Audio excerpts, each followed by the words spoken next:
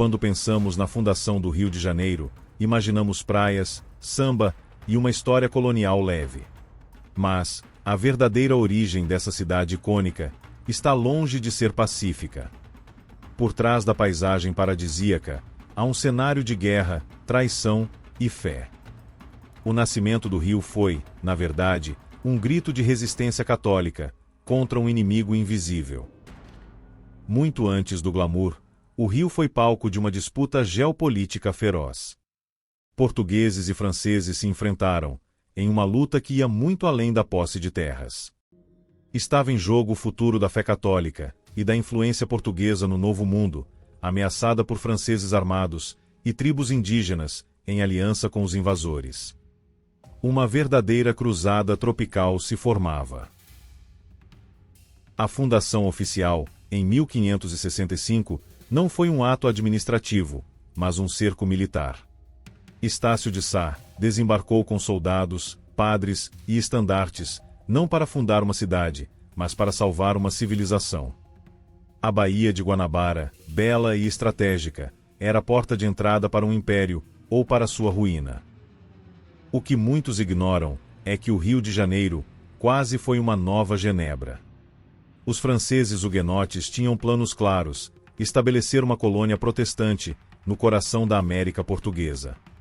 Para isso, contavam com armas, alianças e um discurso ideológico forte.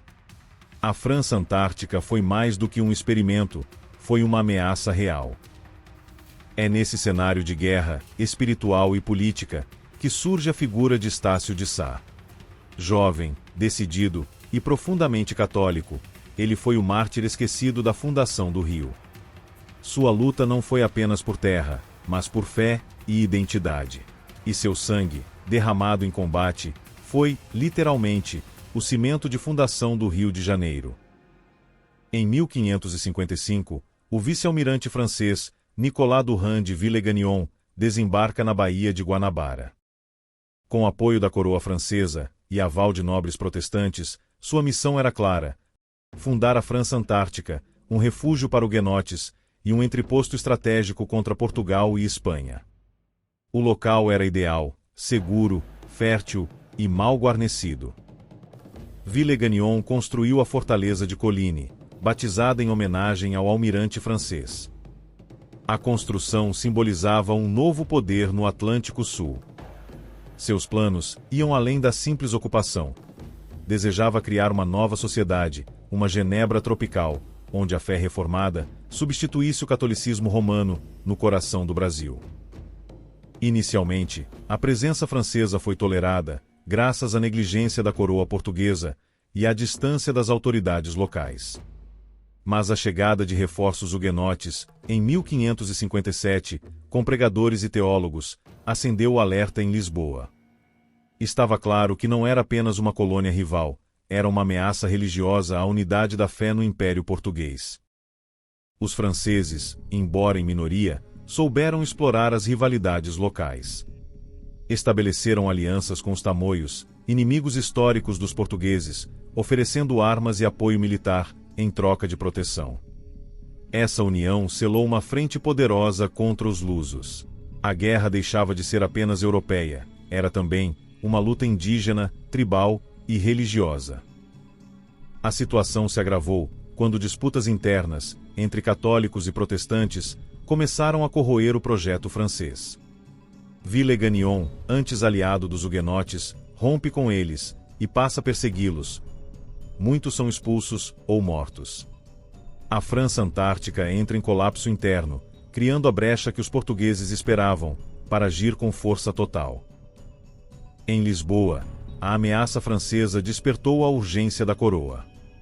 O rei, Dom Sebastião, encarregou o governador-geral, Mendes Sá, de eliminar a presença francesa do território. Em 1560, uma poderosa armada luso-brasileira foi enviada para destruir a fortaleza de Coligny. Era o início de uma campanha para recuperar a soberania da Baía de Guanabara. A ofensiva foi um sucesso parcial. A fortaleza foi arrasada, mas os franceses, protegidos pelos tamoios, se refugiaram no continente. Era necessária uma presença permanente para evitar nova ocupação. Assim, em 1564, Mendes Sá envia seu sobrinho, Estácio de Sá, para liderar uma expedição definitiva, com soldados, colonos e apoio jesuítico. Estácio de Sá desembarca com missão clara: fundar uma cidade-fortaleza, que consolidasse a presença portuguesa.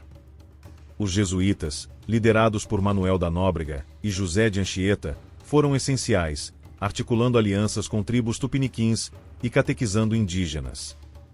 Era uma luta armada, mas também espiritual, a cruz e a espada unidas, em defesa da fé. Os confrontos foram intensos. Franceses e tamoios resistiram com bravura, usando o conhecimento do terreno a seu favor. Mas a união entre os portugueses e os índios cristianizados começou a virar o jogo. Em 1º de março de 1565, Estácio ergue, oficialmente, o marco da fundação da cidade de São Sebastião do Rio de Janeiro. A fundação da cidade foi, na prática, um ato de guerra. Um acampamento militar, cercado por selva hostil, inimigos emboscados e o risco constante de ataque. Mas aquele gesto, aparentemente frágil, simbolizava algo maior: a resposta católica e lusitana, a ameaça protestante e estrangeira. Nascia ali a semente de uma potência no Atlântico Sul. Mesmo fundada, a cidade estava longe de estar segura. Os franceses e seus aliados indígenas atacavam com frequência. Estácio de Sá precisava defender o que havia construído. Os combates se intensificaram entre 1565 e 1567, com emboscadas, escaramuças e cerco constante. O Rio de Janeiro era um campo de batalha diário. Em 1567, chega reforço decisivo. Mendes Sá aporta com tropas e navios, unindo-se ao sobrinho para o golpe final.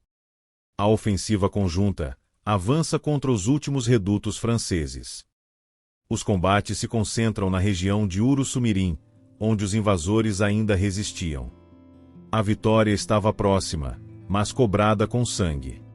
Durante um dos combates, uma flecha envenenada atinge Estácio de Sá, no rosto. Gravemente ferido, ele sobrevive por algumas semanas, mas não resiste. Morre no dia 20 de fevereiro de 1567, aos 47 anos, pouco depois da expulsão final dos franceses. Seu sacrifício selou a vitória e garantiu o domínio português definitivo. A cidade de São Sebastião do Rio de Janeiro, agora livre da ameaça francesa, começa a se desenvolver como centro estratégico. A vitória não foi apenas militar, mas também cultural e religiosa. Os jesuítas seguem com a missão de catequese e ensino, moldando o perfil espiritual e social da nova cidade. Estácio de Sá foi sepultado na igreja dos jesuítas, sendo reverenciado como herói e mártir. Mas ao longo dos séculos, sua memória foi apagada da cultura popular. Enquanto muitos celebram a fundação do Rio sem contexto, poucos lembram o preço pago por sua existência.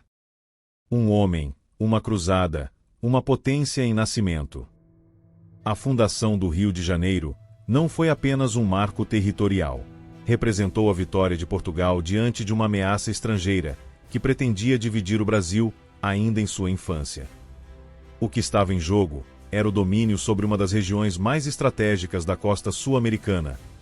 E os portugueses saíram vitoriosos. Estácio de Sá foi mais do que um militar competente. Foi um líder determinado, cuja vida foi consumida na luta pela consolidação da presença portuguesa no Brasil. Sua morte precoce, em meio ao êxito da campanha, mostra o preço alto pago pela construção do que viria a ser uma das cidades mais importantes do continente. Com o tempo, o Rio de Janeiro cresceu e assumiu papéis cada vez mais centrais. Capital do reino, do império e da república. Mas essa trajetória só foi possível graças à firme decisão de fundar a cidade ali, na Baía de Guanabara, e resistir com unhas e dentes à presença francesa e à fragmentação do território. A Batalha de Uruçumirim e a expulsão definitiva dos franceses em 1567 foram pontos de virada. Se Portugal tivesse falhado ali, o Brasil poderia ter seguido um rumo totalmente diferente, dividido em colônias rivais, com línguas e culturas distintas.